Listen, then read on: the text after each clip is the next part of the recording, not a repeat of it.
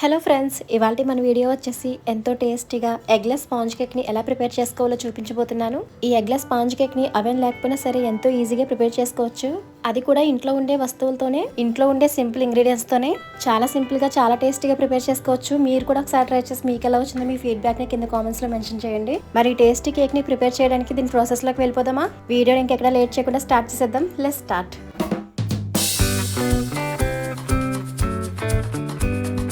ముందుగా ఇక్కడ నేను 1/2 కప్ వరకు షుగర్ని తీసుకున్నాను. మీరు స్వీట్ ఎక్కువగా తినాలి అనుకుంటే మరి కాస్త షుగర్ని యాడ్ చేసుకోండి. అలా అని ఫుల్ కప్ వరకు షుగర్ని తీసుకుంటే స్వీట్ ఎక్కువైపోతుంది. ఒక మిక్సెడ్ బౌల్ తీసుకుని అందులోకి షుగర్ని యాడ్ చేసుకోవాలి. ఇప్పుడు ఇందులోకి 1/2 కప్కి తక్కువగా నెయ్యిని యాడ్ చేసుకున్నాను. నెయ్యిని ఎక్కువగా వేసుకోవడానికి ఇష్టపడేవారు 1/2 కప్ వరకు వేసుకోవచ్చు. అలాగే 1/2 కప్ వరకు పెరుగుని యాడ్ చేసుకోవాలి. పెరుగుని వేసుకోవాలన్నట్లయితే పెరుగు ప్లేస్లో 2 ఎగ్స్ని కూడా వేసుకోవచ్చు. పెరుగుని వేసుకున్న తర్వాత బాగా బీట్ చేయాలి విస్కర్తో. అది కష్టం అనిపిస్తే మీరు మిక్సీలో కూడా వేసేసుకోవచ్చు. ఇప్పుడు అందులోకి వెనిలా ఎసెన్స్ని యాడ్ చేసుకుంటున్నాను. మీ దగ్గర వెనిలా ఎసెన్స్ కనుక లేకపోయినట్లయితే యాలకుల పౌడర్ని కూడా వేసుకోవచ్చు. మనం ఎగ్స్ వేసేటప్పుడు వెనిలా ఎసెన్స్ని వేసుకోవడం వల్ల మనకి ఎగ్స్ స్మెల్ అనేది రాదు. నేనైతే కొద్దిగా వెనిలా ఎసెన్స్ని యాడ్ చేసుకుంటున్నాను. కొద్దిగా వేసుకుని బాగా కలిపేసుకోవాలి.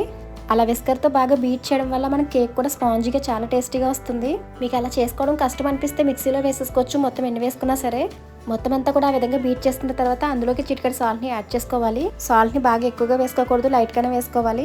ఇప్పుడు అందులోకి బేకింగ్ పౌడర్ని వేసుకుంటున్నాను. మీ దగ్గర బేకింగ్ పౌడర్ కనుక లేకపోయినట్లయితే బేకింగ్ సోడాని కూడా వేసుకోవచ్చు. బేకింగ్ పౌడర్ని యాడ్ చేసుకోవడం వల్ల మన కేక్ అనేది స్పాంజీగా వస్తుంది. వాటన్నిటిని వేసుకున్నాక మొత్తం అంతా అలా కలుపుకున్న తర్వాత ఇప్పుడు అందులోకి కప్పు వరకు మైదాని వేసుకుంటున్నాను. మీరు వేసుకోవాలి అనుకుంటే మైదా ప్లేస్లో గోధుమ పిండిని కూడా యాడ్ చేసుకోవచ్చండి. మీరు మైదాతో చేసినా గోధుమ పిండితో చేసినా సరే ఈ విధంగా ప్రిపేర్ చేసుకుని చేస్తే కేక్ చాలా పర్ఫెక్ట్గా వస్తుంది. మైదాని వేసుకున్న తర్వాత మొత్తం అంతా కూడా పిండి బాగా కలిసేట్టుగా కలుపుకోవాలి.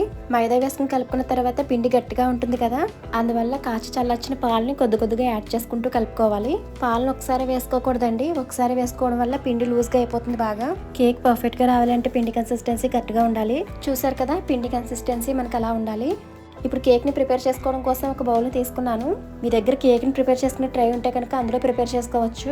నాకు కేక్ ట్రై అవైలబుల్గా లేదు, సో అలాంటి ఒక బాక్స్ తీసుకుని ప్రిపేర్ చేసుకుంటున్నాను. ఇప్పుడు ఆ బౌల్లో ఆయిల్ వేసుకుని అప్లై చేసుకోవాలి. నెయ్యి లేదా ఆయిల్ అయినా సరే వేసుకుని అప్లై చేసుకోవచ్చు. అలా ఆయిల్ అప్లై చేసుకోవడం వల్ల మనం కేక్ ప్రిపేర్ చేసుకున్న తర్వాత ఈజీగా ఊడొచ్చేస్తుంది. ఇప్పుడు అందులోకి కొద్దిగా మైదాని యాడ్ చేసుకుని బౌల్ మొత్తం కూడా స్ప్రెడ్ చేసుకోవాలి. ఆ విధంగా సైడ్స్ మొత్తం అంతటా కూడా మైదాని అప్లై చేసుకోవాలి. అలా మైదా అంతటిని కూడా అప్లై చేసుకున్న తర్వాత మిగిలిన మైదాని పక్కకు తీసేసుకోవాలి. ఇప్పుడు అందులోకి మనం ముందుగా ప్రిపేర్ చేసి పెట్టుకున్న కేక్ మిక్స్ని అందులో వేసేసుకోవాలి. ఆ విధంగా కేక్ మిక్స్ని మొత్తం అందులో వేసుకున్న తర్వాత ఒక స్పాచులా లేదా స్పూన్తో లేవల్ చేసుకోవాలి. ఇప్పుడు కేక్ని బేక్ చేసుకోవాలి. కేక్ని బేక్ చేసుకోవడం కోసం స్టవ్ మీద ఒక ప్యాన్ పెట్టుకుని అందులో సాల్ట్ని యాడ్ చేసుకుంటున్నాను. సాల్ట్ని వేసుకోవడం వల్ల మనకి గిన్నె మారకుండా ఉంటుంది. అలాగే కేక్ కూడా ఈజీగా బేక్ అవుతుంది. నా దగ్గర స్టాండ్ ఉంది కాబట్టి నేను కొద్దిగానే సాల్ట్ని యాడ్ చేసుకుంటున్నాను. మీ దగ్గర స్టాండ్ లేనట్లయితే సాల్ట్ని ఎక్కువగా వేసుకుని బేక్ చేసుకోవాలి. అలా స్టాండ్ ఉన్నట్లయితే మీరు ఎక్కువగా వేసుకోవాల్సిన అవసరం లేదండి, కొద్దిగానే వేసుకుంటే సరిపోతుంది. ఆ స్టాండ్కి ఆ కేక్ బౌల్ పెట్టుకున్న తర్వాత నాకు సరిపోవట్లేదు కదా, అందువల్ల సరిపడా బౌల్ తీసుకుని ట్రాన్స్ఫర్ చేసుకున్నాను. లిడ్కి హోల్ ఉంది కదా, పేపర్ని తీసుకుని అలా పెట్టుకోవాలి, హీట్ పోకుండా ఉంటుంది. అలాగే హీట్కి కేక్ కూడా త్వరగా బేక్ అవుతుంది. ఇప్పుడు మూత తీసుకుని ఒకసారి చెక్ చేద్దాం. కేక్ కంప్లీట్ అయిందో లేదో తెలుసుకోవడానికి టూపిక్ లేదా నైఫ్తో చెక్ చేసుకుంటే సరిపోతుంది. చూసారు కదా, మనకి ఇంకా పిండిలా అంటుకుంటుంది. ఆ విధంగా అంటుకుంటే కనుక కేక్ ఇంకా కంప్లీట్ అవ్వలేదని అర్థం. ఇంకొక 5 మినిట్స్ అలా వదిలేస్తే కేక్ కంప్లీట్ అయిపోతుంది. నేను మీకు మళ్ళీ 5 మినిట్స్ తర్వాత చూపిస్తున్నాను. ఆ కేక్ బేక్ అవడానికి నాకు 35 మినిట్స్ పట్టింది. ఆ విధంగా చెక్ చేసుకున్న తర్వాత కేక్ మిక్స్ అనేది మనకు అంటుకోలేదు కదా, సో మనకి ఇంకా కేక్ కంప్లీట్ అయిపోయింది. ఇప్పుడు స్టవ్ ఆఫ్ చేసుకుని ఆ కేక్ని వేరొక ప్లేట్లో ట్రాన్స్ఫర్ చేసుకోవాలి. ఇప్పుడు ఒక నైఫ్ని తీసుకుని కేక్ సైడ్స్ ఎడ్జెస్ని బ్రేక్ చేసుకోవాలి. ఆ విధంగా నైఫ్తో సైడ్స్ని కట్ చేసుకోవడం వల్ల మన కేక్ అనేది ఈజీగా వచ్చేస్తుంది. చూసారు కదా, కేక్ సైడ్స్ని ఆ విధంగా కట్ చేసుకోవడం వల్ల మన కేక్ అనేది ఈజీగా వచ్చేస్తుంది కదా. ఇప్పుడు ఆ కేక్ని ఒక ప్లేట్ తీసుకుని అందులోకి ట్రాన్స్ఫర్ చేసుకుందాం. కేక్ బౌల్ కాలిపోతుంది, కానీ అలా వేయగానే ఈజీగా వచ్చేస్తుంది. కేక్ అలా ఈజీగా రావడం కోసం ఆయిల్ని అప్లై చేసుకుంటారండి. ఆయిల్ అప్లై చేయలేనట్లయితే కేక్ అంత ఈజీగా రాదు. కేక్ కూడా చాలా స్పాంజీగా వచ్చింది. మీరు కూడా ఒకసారి తప్పకుండా ట్రై చేయండి, మీకు డెఫినెట్గా నచ్చుతుంది. బేకరీస్కి వెళ్ళి తినే కంటే ఇంట్లో ఉన్న వాటితోనే ఇలా సింపుల్గా ప్రిపేర్ చేసుకుని తింటే ఇంట్లో వాళ్ళందరూ ఎంత హ్యాపీగా తినచ్చు. కేక్ని మీరు ఈ విధంగా ప్రిపేర్ చేసేటప్పుడు మీ దగ్గర టూటీ ఫ్రూటీస్ కనుక ఉంటే ఇందులో మిక్స్ చేసి ప్రిపేర్ చేసి చూడండి, కేక్ చాలా టేస్టీగా ఉంటుంది. కేక్ కూడా చాలా స్పాంజీగా వచ్చింది కదా.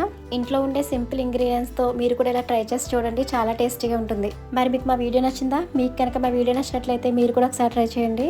మీకు ఎలా వచ్చిందో మీ ఫీడ్బ్యాక్ని కింద కామెంట్స్లో మెన్షన్ చేయండి. మీకు మా వీడియో నచ్చినట్లయితే లైక్ చేయండి, సబ్స్క్రైబ్ చేయండి. Thanks for watching.